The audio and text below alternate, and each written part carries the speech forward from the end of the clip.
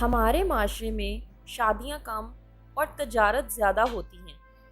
المیہ یہ ہے کہ رنگت، شکل، عقل، ذات پات، پیسہ، درجہ خاندان، لباس اور طاقت کو اگنور کر کے محبت تو کی جا سکتی ہے، لیکن شادی نہیں۔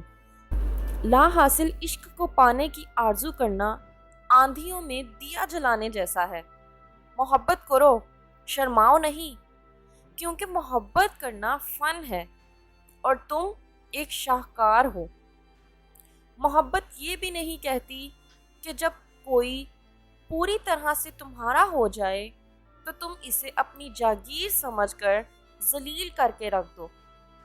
دنیا کی ساری چیزیں ٹھوکر لگنے سے ٹوٹ جاتی ہیں، مگر صرف انسان وہ چیز ہے جو ٹھوکر لگنے کے بعد بنتا ہے۔ ذہنی سکون تباہ کرنے والے سے بر وقت کنارہ کر لینا ہی عقل مندی ہے۔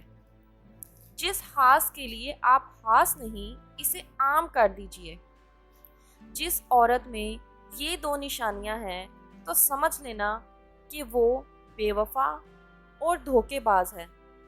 پہلی نشانی یہ ہے کہ اسے محبت کی نہیں بلکہ پیسوں کی لالچ ہوگی۔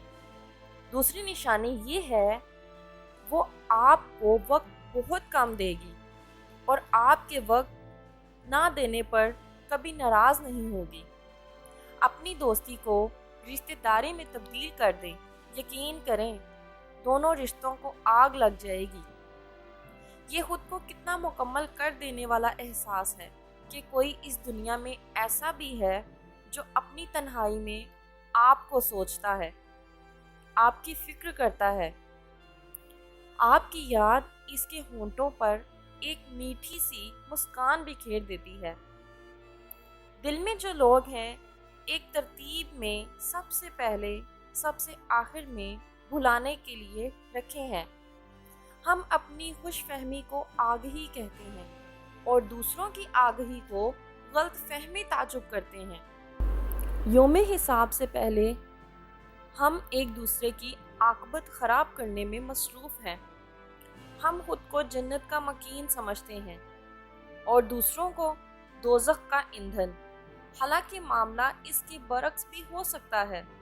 مرد اور عورت میں محبت صرف دلالی کا کام کرتی ہے۔